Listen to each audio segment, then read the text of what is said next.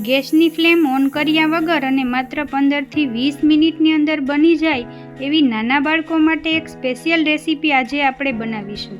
ચોકલેટી recipe હોય અને નાના બાળકોને પસંદ ન આવે એ વાત તો ક્યારેય બને જ નહીં. બજારમાં મળતી અનહાઇજેનિક મીઠાઈ લાવવાનો આગ્રહ છોડી આ રેસીપી તમે એકવાર જરૂરથી ટ્રાય કરજો. ખૂબ જ ઓછા સમયની અંદર બનીને તૈયાર થઈ જાય છે અને એકદમ ઇઝી પણ છે. તો ચાલો આજની રેસીપી બનાવવાનું શરૂ કરીએ.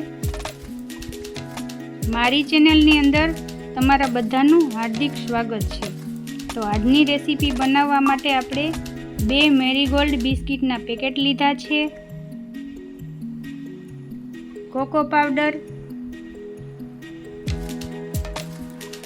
1 કપ આપણે શુગર પાવડર એડ કરીશું, નારિયેળનું ખમણ અને અડધો કપ રૂમ ટેમ્પરેચર વાળું દૂધ. તો ચાલો આ બિસ્કિટને આપણે ક્રશ કરવાના છે, એટલા માટે મિક્સર જારની અંદર એના નાના ટુકડા કરી અને આવી રીતે નાખી દેવાના.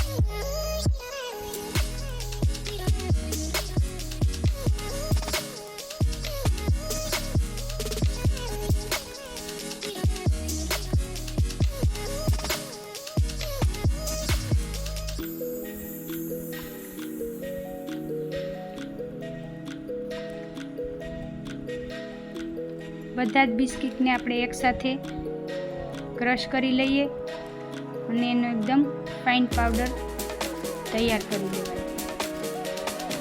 આવી રીતે નાના નાના ટુકડા કરી લેવાના.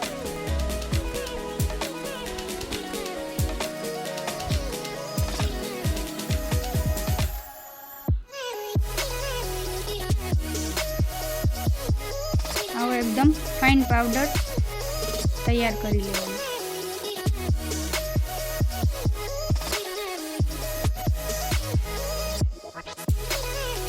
અને હવે તેને આપણે એક બાઉલમાં કાઢી લઈએ.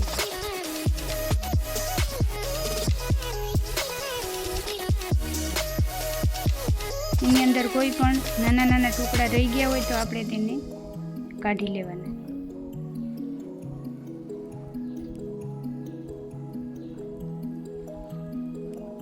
તૈયાર છે આપણો એકદમ ફાઇન પાવડર. હવે આપણે તેની અંદર 2 ચમચી કોકો પાવડર એડ કરીશું.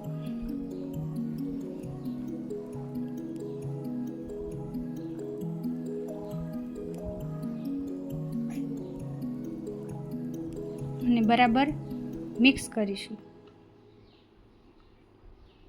અને હવે 1 કપ તેમાં શુગર પાવડર એડ કરવાનો.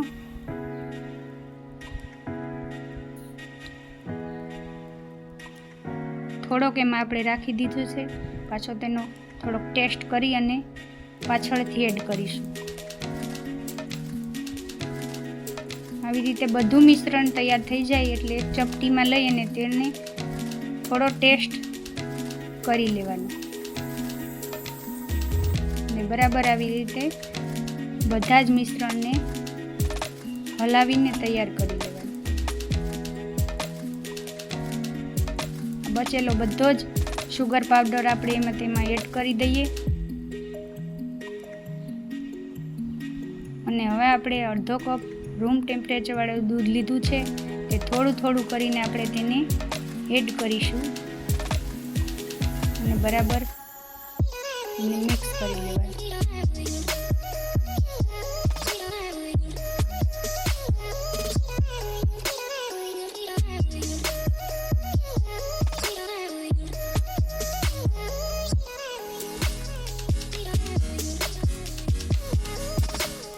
આવી રીતે થોડું થોડું દૂધ એડ કરતું જવાનું અને જરૂર પ્રમાણે આપણે તેને એડ કરી અને એકદમ આવી રીતે રોટલીનો લોટ બાંધીએ એવી રીતે તેને લોટ બાંધીને તૈયાર કરી લેવાનો.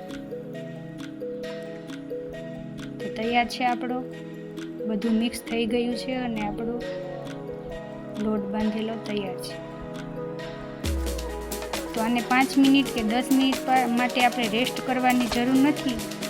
હવે આપણે તેની ઉપર અડધી ચમચી જેટલું ઘી નાખી અને મિક્સ કરી લેવાનું. અને આને સીધું જ આપણે એના રોલ કરી લેવાના છે. એને 5 કે 10 મિનિટ માટે રેસ્ટ દેવાની જરૂર નથી.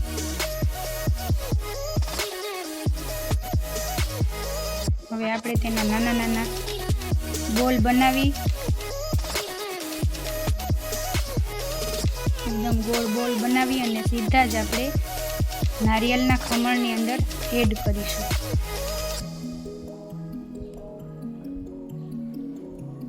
આવી રીતે બધા જ એક એક કરીને બધા જ ગોળ રોલ બનાવી લેવાના અને સીધા ખમણની અંદર એડ કરી દેવાના.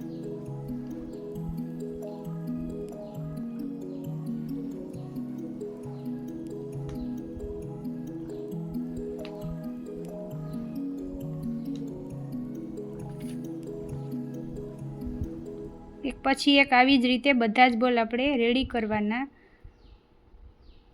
અને ખમણની ઉપર ધીમે ધીમે ગોળ ગોળ ફેરવી અને તેની ઉપર ખમણ લગાડી લેવાનું. આવી રીતે ગોળ ગોળ આપણે ફેરવવાના જેથી એની ઉપર ખમણ બરોબર ચોંટી જાય. આવી રીતે એક પછી એક બધા જ બોલ્સને રેડી કરવાના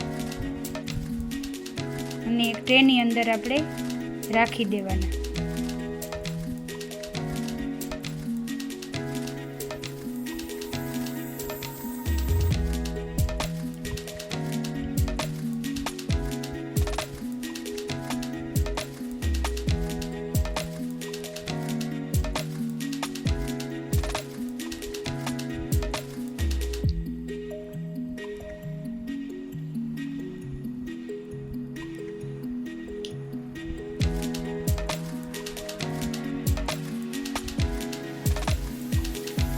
આજની આ રેસીપી બાળકોને એટલી પસંદ આવે છે કે એકવાર તમે બનાવીને આપશો એટલે વારંવાર તે માંગશે.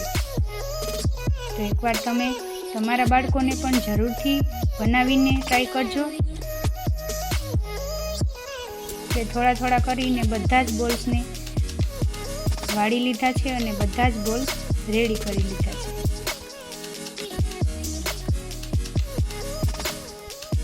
ટેસ્ટમાં એટલા સરસ બને છે કે બાળકોને ખૂબ જ પસંદ આવે છે.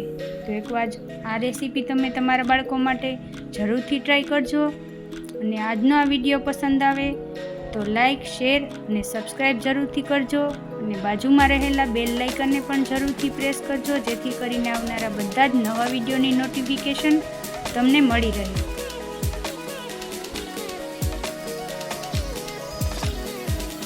પછી એક બધા જ આપણા બોલ્સ બનીને તૈયાર થઈ ગયા છે.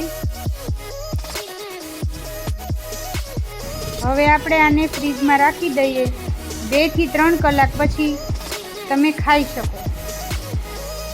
તો ફ્રેન્ડ્સ, આજની આ રેસીપી તમને કેવી લાગી તે કોમેન્ટમાં મને જરૂરથી જણાવજો.